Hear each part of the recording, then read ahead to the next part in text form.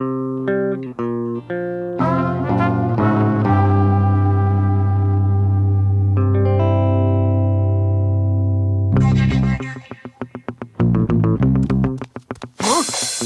voir, c'est marrant. Ce tableau, il est tout blanc. Il est pas blanc du tout. Il y a du bleu, du gris, du blanc sale. Le blanc, c'est pas une couleur d'abord. Ah oui, gros malin. Et c'est quoi alors? C'est toutes les couleurs mélangées. Chut, taisez-vous, vous allez faire peur à l'oiseau. Il va s'envoler. Oh, je l'avais même pas vu. C'est marrant. Plus je me rapproche et moins je le vois. Tchoum. C'est peut-être ce qu'on appelle l'impressionnisme. C'est impressionnant. C'est une pie. C'est écrit la pie de Claude Bonnet. C'est bizarre de faire un tableau juste avec une pie et de la neige. Surtout qu'elle a rien à voler, la pauvre pie.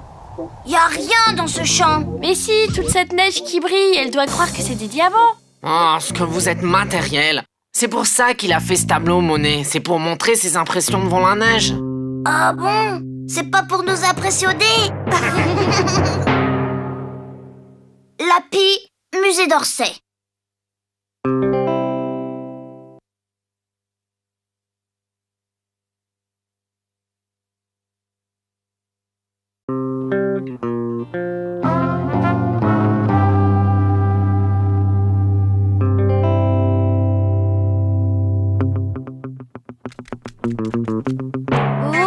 Qu'est-ce que c'est que ce truc bizarre? Waouh, on dirait un fantôme de l'espace. T'as raison, c'est blanc, c'est gluant avec des yeux. C'est pourtant évident, c'est une raie. Une quoi? Une raie, un poisson quoi. Ben, il est dans un drôle d'état ton poisson. Regarde, on voit tous ses organes. Normal, c'est une nature morte. Pas si morte que ça, regarde le chat. Il a pas l'air content d'être là, lui. Il fait le gros dos. Peut-être qu'il a envie de manger le poisson, mais qu'il a peur. Moi, avec une couleur pareille, j'y toucherais pas. Pourtant, Chardin a influencé et inspiré les impressionnistes par ses couleurs qui recréent la vie. Faudrait savoir, c'est vivant ou c'est mort ce qu'il a peint? Moi, de toute façon, je m'en moque, j'aime pas le poisson.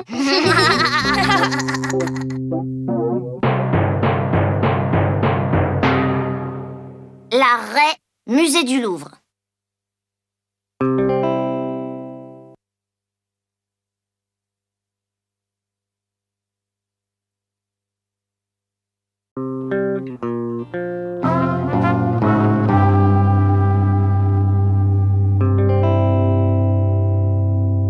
Une sculpture d'aigle en or. Mais non, c'est un vase en forme d'aigle. Un vase? Et tu les mets où, les fleurs? T'enlèves le couvercle, c'est simple.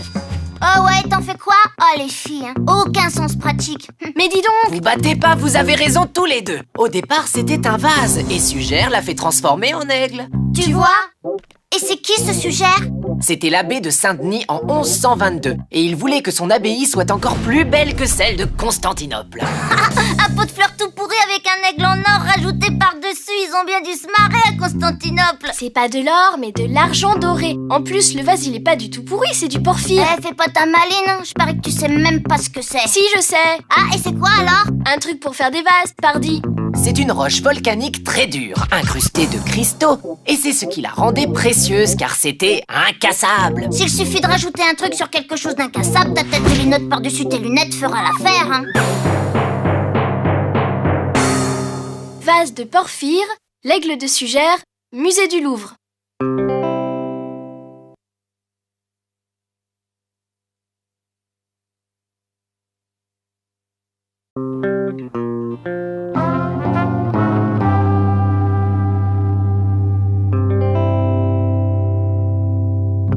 Waouh! Regardez le gros nounours! Il est pas tout jeune, 1928! Vous avez vu ses pattes? Elles sont énormes! Et sa tête? Elle est toute petite. En tout cas, il fait pas du tout peur. On a même envie de le caresser tellement il est pâteau. Faut pas y toucher, ça va l'abîmer. C'est pour ça qu'il a plus de poils. Non, c'est exprès. Écoutez ça. François Pompon sculptait le moins de détails possible pour ne garder que l'essentiel. Les traits qui, en un clin d'œil, caractérisent l'animal. Il avait pas plutôt un poil dans la main, ton Pompon? Sûrement pas. Il a tellement sculpté d'animaux qu'il pourrait remplir un zoo à lui tout seul. Oh oui, dis donc, il y a de tout. Panthère, lion, hippopotame, éléphant, cochon, poule, cygne. Tu parles, moi aussi je peux te faire un animal avec 3 fois rien comme détail. Regardez, vous allez tout de suite deviner ce que c'est. Alors de quoi j'ai l'air? D'un vrai dindon.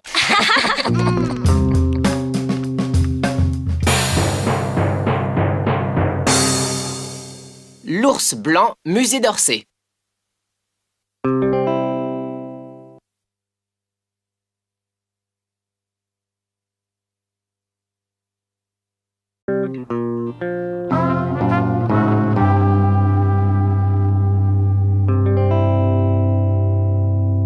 Le pur cheval blanc. Quel observateur! Ça tombe bien, le tableau s'appelle comme ça. Au lieu de faire le malin avec ton guide, tu ferais mieux de regarder. T'as même pas vu qu'il y en a d'autres, des chevaux derrière? Ah ouais? Eh, mais ils sont tout nus sur leurs chevaux. C'est des Indiens? Non, des Polynésiens, à Tahiti. Les chevaux, ça a pas l'air de les gêner que les Polynésiens y soient tout nus. Polynésiens, les habitants de la Polynésie. C'est là que Gauguin a peint ce tableau. Moi, quand j'ai fait du poney, j'avais un peu la trouille. Et eux, ils ont l'air vachement calmes. Les chevaux ou les Polynésiens? Les deux! C'est pour montrer l'harmonie entre les hommes et les animaux. Là-bas en Polynésie, les gens vivent avec la nature. Mais la Polynésie, c'est drôlement loin. C'est sûrement le décalage horaire qui lui a fait peindre ces couleurs super bizarres. C'est pas bizarre! Gauguin avait choisi de ne pas forcément peindre la réalité. C'est tout! Ouais, ben désolé. Un cheval rouge, une branche bleue et l'écume orange, ça n'existe pas. Et comment t'expliques que tu parles de quelque chose qui n'existe pas? Le cheval blanc, musée d'Orsay.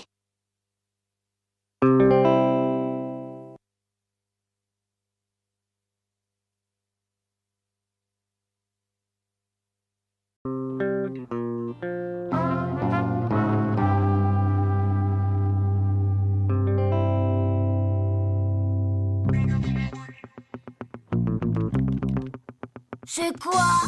Une sorcière africaine? Gentille en tout cas. Elle joue de la musique pour les fleurs.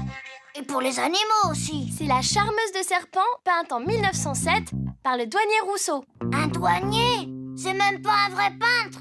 Si, mais il n'a commencé à faire des tableaux qu'une fois à la retraite. Et pour faire des jungles pareils, il était douanier en Afrique ou en Amazonie? Non, il allait au jardin des plantes et après il peignait. C'est pour ça qu'il s'imaginait qu'au paradis, c'était comme dans la jungle. Tout le monde croyait ça à cette époque. Ils étaient bien naïfs, les gens. Oui, d'ailleurs, le douanier Rousseau faisait de la peinture naïve. Il n'avait jamais appris à peindre et ne voulait pas obéir aux règles classiques. Mais comment tu sais tout ça, toi? Ben, tout le monde le sait, non? Incroyable. Quel gros naïf.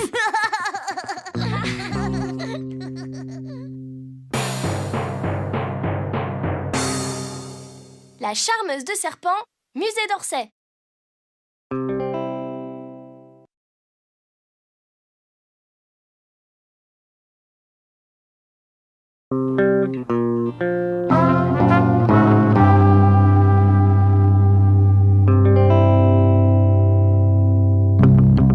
Alors, voyons voir, qu'est-ce qu'il raconte ce tableau?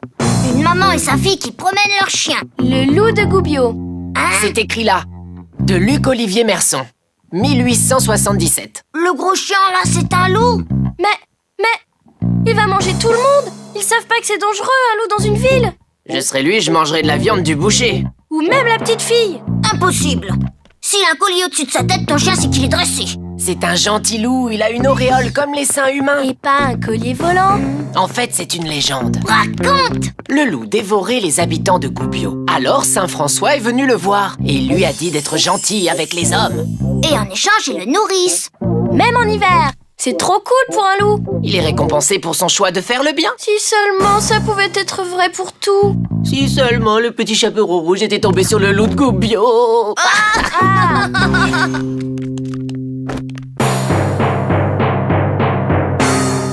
Le loup de Goubiot, Lille, Palais des Beaux-Arts.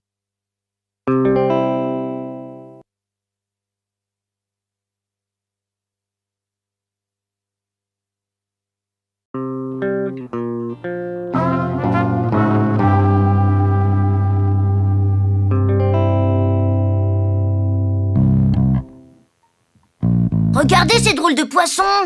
T'as vu là? L'eau elle est bleue comme de l'encre. C'est parce que c'est peint à l'encre de Chine. C'est normal pour un peintre japonais. Ce sont 2 carpes, c'est super bien fait. On voit toutes les écailles et regarde là. Ces algues bleues très fines.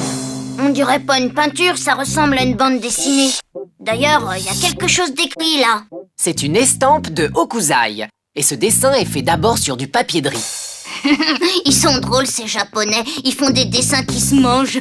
T'es bête. Ensuite, on enduit d'encre de différentes couleurs un bloc de bois gravé reproduisant le modèle. Et hop, on imprime. J'ai rien compris. On appelait aussi Hokusai le vieux fou de dessin. Et il a inspiré Van Gogh. En tout cas, c'était un vrai champion d'ukiyo-e. Il faisait aussi des arts martiaux? Ukiyo-e, ça veut dire image du monde flottant.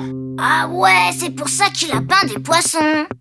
2 carpes, Musée national des arts asiatiques, Guimet.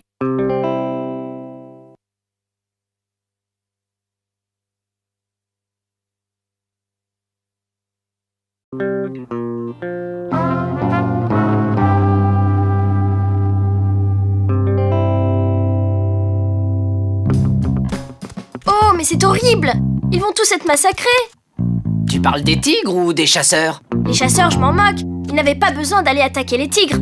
Qu'est-ce que t'en sais? C'est peut-être les tigres qui les ont attaqués. Le tableau s'appelle La chasse aux tigres. De Pierre-Paul Rubens. Alors c'est sûr, c'est les chasseurs qui sont responsables. Ouais, mais les tigres, c'est féroce. Ils attaquent les voyageurs, les troupeaux. C'est pas une raison de toute façon. Ils vont le payer cher. Les tigres, ils se laissent pas faire. En tout cas, il y a un tigre qui est mort. Il est plein de flèches et de lances. C'est pas un tigre, ça, avec des taches. Hein? Eh, t'as vu lui? Quel balèze! Mais c'est n'importe quoi cette peinture. D'abord, les lions et les tigres, ils habitent pas ensemble. Et puis les couleurs sont trop exagérées. Oui, il a tout inventé. Il a jamais vu de chasse aux tigres. Remarque, ça devait être compliqué de voyager en 1616 juste pour aller peindre un tableau. Ah, je préfère. Dans la vie, ça ne devait pas se passer comme ça. Quel dommage, c'est top classe. En tout cas, je voudrais bien ça dans ma chambre. La chasse aux tigres, musée des beaux-arts de Rennes.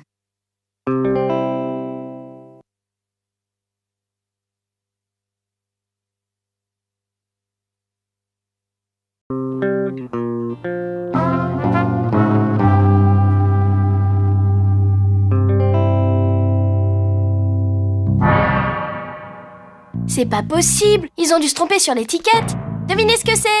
Une danseuse très élégante? Une femme jockey? Non, il est marqué joueuse de polo, Chine. T'as raison, le polo existait déjà en Perse et en Inde. Les riches Chinois de la dynastie Tang l'ont introduit en Chine au 8e siècle. Et pourquoi ils en ont fait des statuettes en argile? C'était une tradition de mettre dans sa tombe ce qu'on avait aimé dans sa vie. Ça s'appelait les Minji. Et je te parie que celui-là avait une équipe de polo de femmes. Alors ils se faisaient faire des statuettes de tout. Leurs femmes, leurs enfants, leurs chiens. Oui, et même leur armée avec les chevaux et tout l'équipement. Un peu comme les Égyptiens. Oh là là! Cette tradition vient en remplacement de la coutume qu'avaient les aristocrates de se faire enterrer avec leurs serviteurs vivants pour qu'ils les suivent dans l'autre monde. Ah, c'est horrible! Enterré vivant et avec son maître! Bah dis donc, j'aurais pas aimé mourir à cette époque-là! Moi si, j'aurais mis des sculptures de tous mes jouets. Délire pas, y aura jamais une tombe assez grande pour mettre tout ton bazar! Bah... La joueuse de polo, Musée national des arts asiatiques, Guimet.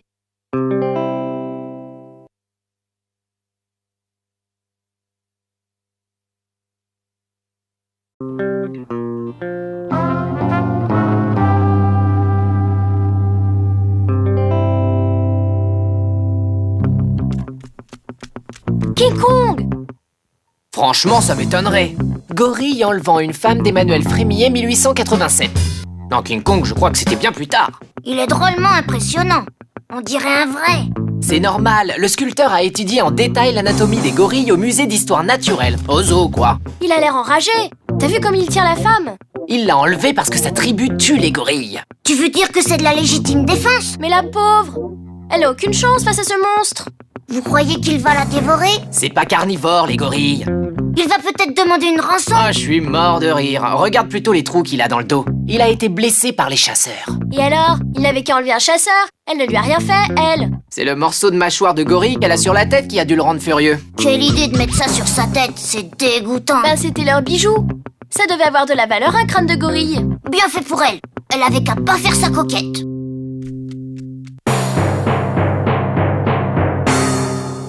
tuerie enlevant une femme, Nantes, musée des Beaux-Arts.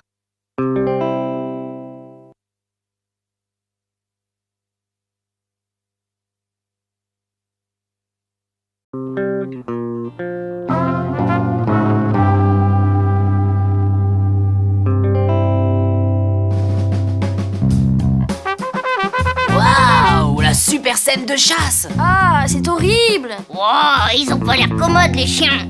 Et c'est des pitbulls. Non, juste des chiens de chasse, des braques, je crois. Loup tenant tête à 6 chiens, Jean-Baptiste Oudry, 1722. Y en a plus des loups en France? À l'époque de Louis XV, il y en avait des tas et chasser, c'était le passe-temps favori des rois et des nobles. Bah moi, ce que je préfère dans ce tableau, c'est la forêt avec ses grands arbres et ses belles lumières dorées. Oh non, les chiens, ils sont super bien peints. Avec les yeux qui leur sortent de la tête, les crocs énormes. Regarde le loup, il est mort de trouille. Moi, je trouve qu'ils sont tous épouvantables. Ils ont pas des têtes d'animaux normaux. Et pourtant, Jean-Baptiste Oudry était le plus grand peintre animalier de son temps et spécialiste des scènes de chasse. Ah bon? Il y a même pas de chasseurs dans le tableau.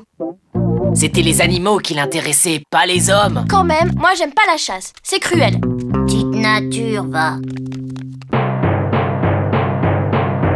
Loup tenant tête à 6 chiens, musée national du château de Fontainebleau.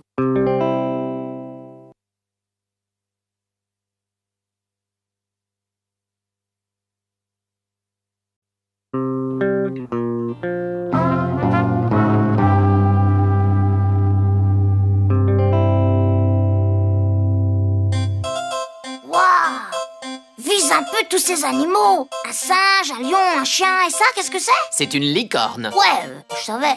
Ça doit faire loucher cette chose entre les yeux. Moitié chèvre et moitié cheval avec sa corne de narval. La licorne est un animal imaginaire. Oh, dommage. Pourtant, c'est la classe, une licorne.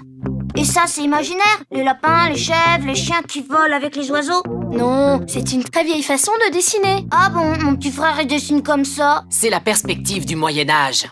Ils disent que ce qui était loin est en haut du tableau, alors que ce qui est devant est en bas du tableau. De toute façon, c'est pas un vrai tableau. On dirait un canevas de ma grand-mère. Oui, parce que c'est une tapisserie du temps des chevaliers. À mon seul désir. C'est le titre de la première des 6 tapisseries qui forment la Dame à la licorne. Il y a une licorne, mais il y a ni cheval, ni chevalier. Ils faisaient tout le temps la guerre. Oui, et leurs femmes restaient seules à tapisser. Ah, elles avaient le temps. Les guerres, elles duraient au moins 100 ans.